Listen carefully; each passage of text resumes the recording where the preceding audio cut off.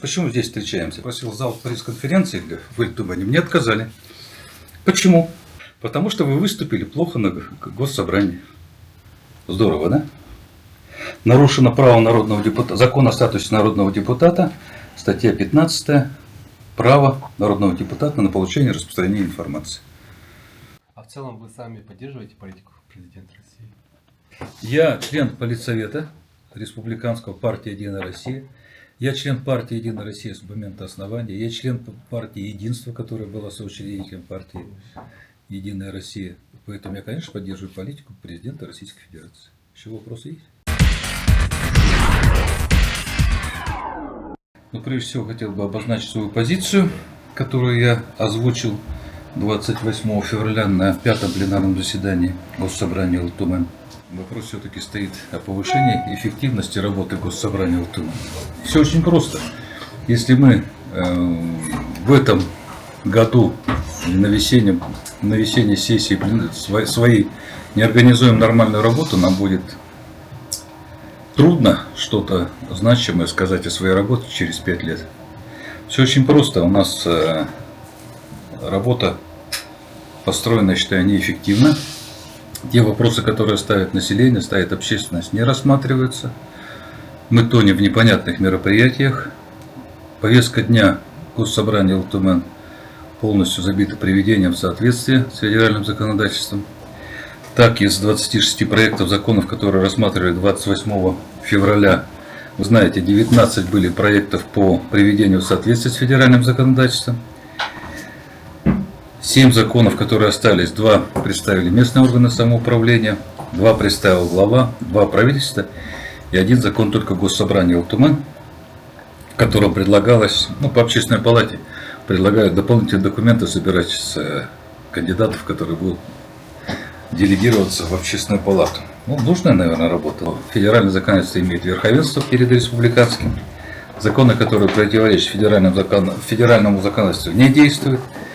Если у нас в республике что-то не прописано, то мы руководствуемся федеральным законом. Если прописано излишнее что-то, мы должны исключить. Я, как говорил на пленарном заседании, дискуссия здесь неуместна. К большому сожалению, есть поправки, которые оформляются ради поправок. Идея какая? Все-таки делать эту работу блоково. Мы же видим, вот даже прокуратура дает блоково поправки. Дает 6-7 поправок одновременно в одном законе. И они обсуждаются блоково. А мы как дадим какую-то поправку, не знаю, то та же поправка, которая была у нас на 28 число, это, например, о бесплатной юридической помощи. То есть тут летом 23 года участники МСО дополнили список, что они могут пользоваться бесплатной юридической помощью. И тут же бы у нас развернулась дискуссия, и тут же мы начали обсуждать, почему земельные участки. Вот расползаемся просто. Час ушел. Обсуждать их приняли. Никаких поправок, никаких изменений. Я говорю то, что мы обязаны приводить республиканское законодательство в соответствие, я говорю обязательно. То, что мы должны сделать это технологически по-другому. Вот это и все мое предложение. То есть технологию изменить, рассмотрение. Более быстро ее сделать. Потому что места для дискуссии нет вообще. На самом деле, приведение соответствия, предположим, 19 законов, 1-2 требует обсуждения. Их вынести на отдельный голос, как федеральный. И обсуждайте, ради бога. Наверное, что-то есть. Но там основное 80%. Там технические вопросы. Их обсуждать нечего. И не давать повод депутатам поговорить. У нас же есть любители, лишь бы поговорить. Поэтому я для начала решил предложить на пленарном заседании очень простую вещь. Все-таки упростить процедуру принятия законов по приведению в соответствие федерального и республиканского законодательства. Комитету благоустроительства до 2 апреля дать предложение по порядку разработки, рассмотрения и принятия таких законов. Освободится время, и все-таки парламент должен повернуться лицом к населению и рассматривать те вопросы, которые необходимы жителям, предприятиям и организациям Республики Саха-Якутия. И нам надо сделать это сейчас, потому что начало работы, а дальше это все так и пойдет. И если мы хотим быть органом, представителем, законодательным и контрольным, мы должны им быть. Можно узнать, сколько собственных законодательных инициатив республики, от от Республики Илтумен выносил в Госдуму или, может быть, собирается? Это про прошлый К созыв столетию, или кстати, вот у нас нынешний? да, я понял, праздник идет, 30-летие Госсобрания Илтумен. У меня такая мысль появилась. Ну, Госсобрание 30 лет прошло, первые созывы, сами вспоминаете, легендарные, а потом-то идет вырождение. Это нормальный процесс любой организации. И уже понятно было еще в 18-15 году, что нужно что-то перестраивать в этой работе. И вот это все заглохло, и мы начали все укорениться и уходить куда-то не туда. Пример. К 30-летию Госсобрания провели и статистику всего федерального законодательства за все 7 созывов было внесено 9 поправок. Из них 7 в 5-м созыве. Из них одну провел я. 93-ю статью Бюджетного кодекса. И причем ввел при отрицательном заключении правительства Российской Федерации. Но удалось убедить народных депутатов Госдумы. Вот такие показатели у нас по федеральным законам очень слабые. В 5-м созыве удалось какой-то прорыв сделать. Сосредоточить, действительно больше работали по федеральным. Вот туда пошел уклон. Какая поправка ваша была? О налоговой политике 93-я статья Бюджетного кодекса. Значит, бюджетные кредиты там разрешалось выдавать при северном завозе только на закупку топлива. А я дополнил по продуктам питания. Вот этот документ 12.12.23 года. Руководитель АТА Антонин прислал мне такую бумажку. Я спросил дать информацию о статусе моих законодательных инициатив, внесенных в Госсобрание ЛТМ. Вот их. 26. 23 штуки не рассматриваются.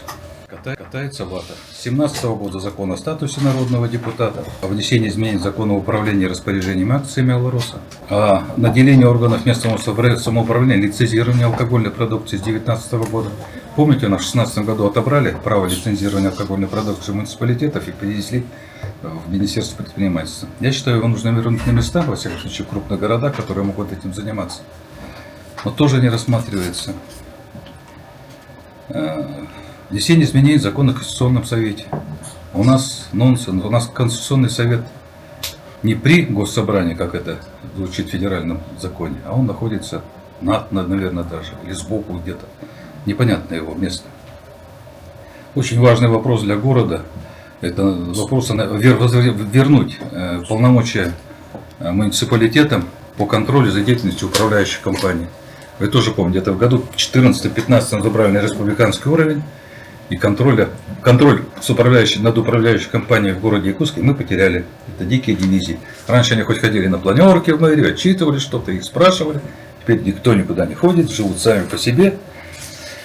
Ну и, соответственно, сами по себе живут и проверяющие. Ну вот так вот, куча законов не рассматривается.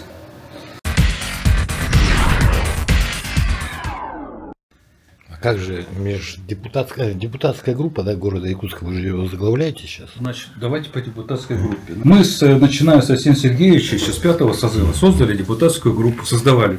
Куда входили депутаты от города Якутска. Не все, человек 7-8. Чем мы занимаемся? Вот последний раз мы собирались 8 ноября 2023 года перед принятием бюджета. Вот такую таблицу мы разработали совместно с городской администрацией. Что же в ней написано? Поручение. Поправки в бюджет 24, 25, 26 года. Первое. Межбюджетный трансфер 419 миллионов на подготовку к Дети Азии. 56 миллионов на безнадзорных животных. Выделено 48, просят 56. По образованию 188 миллионов софинансировано субъектов малого бизнеса. Частные детские сады. 289 миллионов на 408 дополнительных мест в детских садиках. 5 штатных единиц управления образования города Якутска. 5 миллионов рублей. Строительство загородного детского стационарного оздоровительного лагеря «Бинго». Основную задачу ставит, которую перед нами город, это опять подготовка к бюджету. И основная задача все-таки реализация мастер-плана. 214 миллионов надо на ПСД. Сейчас нам. То есть весь мастер-план у нас стоит 448 миллионов рублей. Федеральных 202 миллиона. Республиканских 77. Внебюджетных 168. Без ПСД, если вот у нас идут объекты по 25-26 году, если в 25 году ПСД не будет, федералы просто вычеркнут этот объект и строить не будут.